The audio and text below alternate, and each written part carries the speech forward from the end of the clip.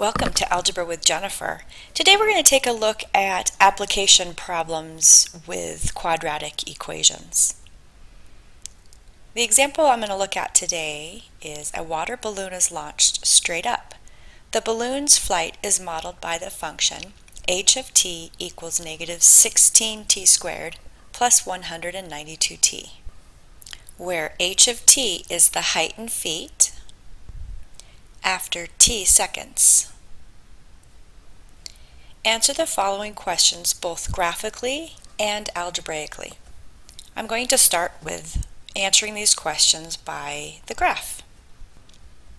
On the left-hand side here, we'll see I have a graph of the path of the water balloon. A. At what height did the water balloon start? Whenever we talk about the word start, we're referring to the y-intercept on these graphs. This shows you the starting point. And it would appear here that it's crossing at the origin, which is 0, 0. So the height is actually, it started on the ground, which would be 0 feet. B. When did it reach its maximum height? Maximum is going to be the vertex. When? So when is talking about time. Sometimes it's helpful to label your axes if it's not already labeled. So I'm going to take a second and do that first so we can see time versus height. So now I can see the y-axis is the height and the x-axis is time. So my question here says, when did it reach its maximum height? That means I'm looking at the x value of the maximum or the vertex, which would be this 6 seconds right here. C. What was its maximum height?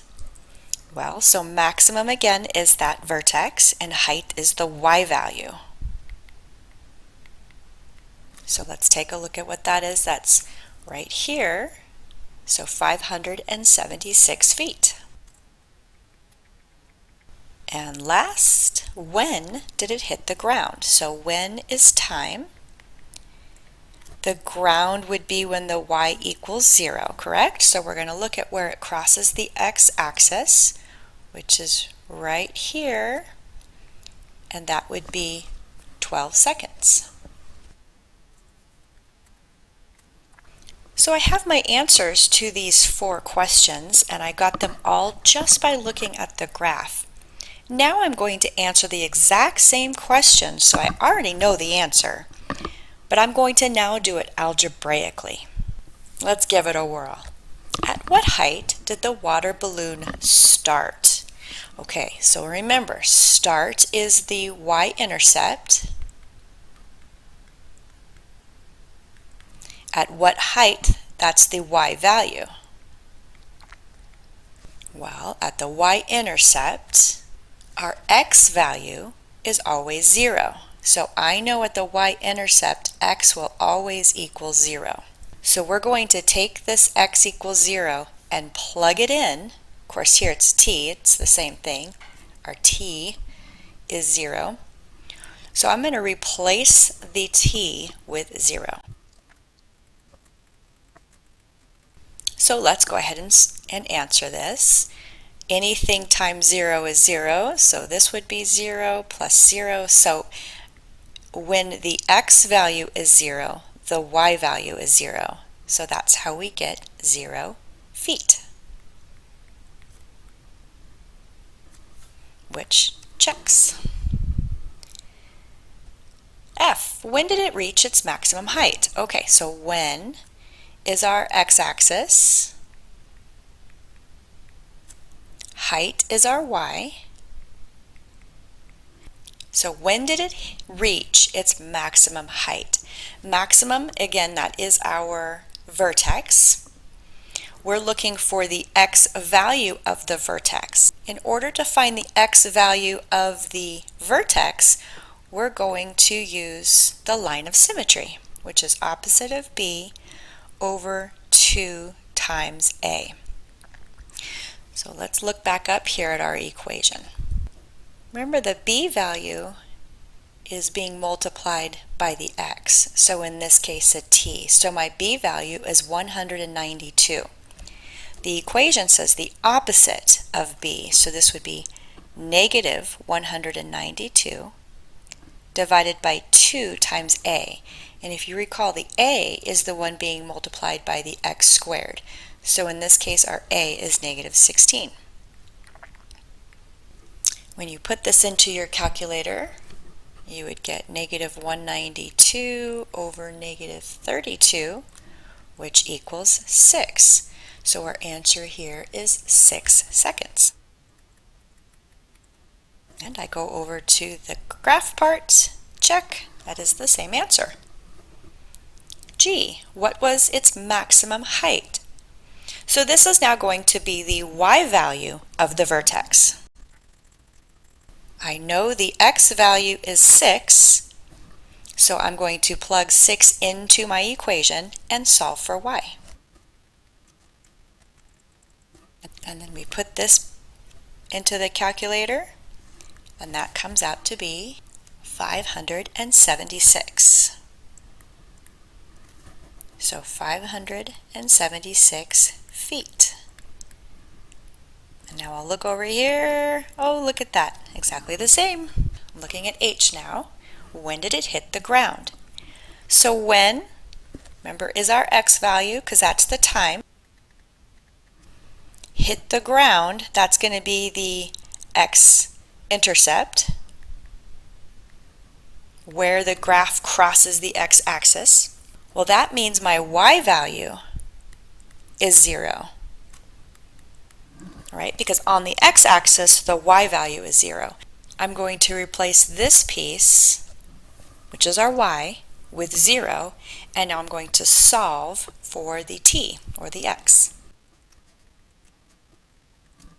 When we solve a quadratic, we want to first look to see if there's a greatest common factor that I can factor out.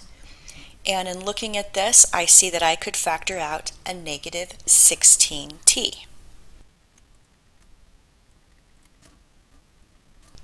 Next, we set each of these factors equal to 0, and we solve for the t. This is one factor, this is the other factor. So I'm going to take negative 16, make it equal 0, solve for t. I will take t minus 12, set it equal to 0, and solve for t.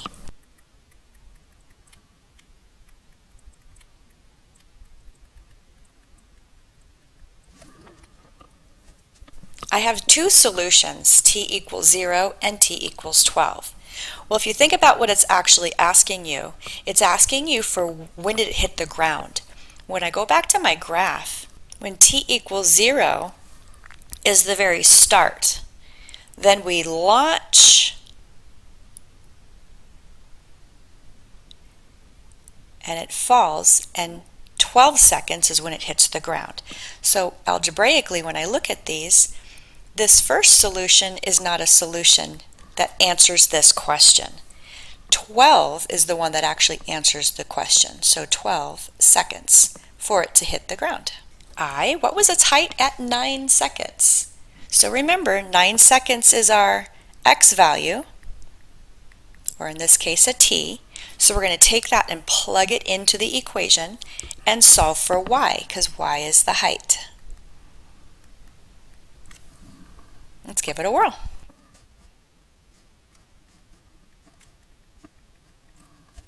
Now you grab your calculator and you put this into it.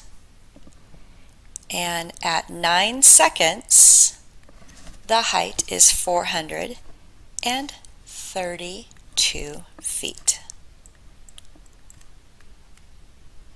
My last question is talking about domain. Looking at its graph and considering the real-world context of this problem, select the appropriate domain. I have these written in interval notation. So the domain of the graph, let's go back up and take a look at that. The domain are all the possible x values on the graph.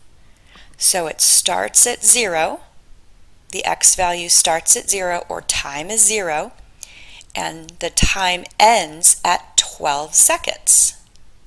So my domain would be from 0 to 12. I'm including 0, and I'm including 12. So that would be this one right here. Thank you for watching today, and I hope this has helped.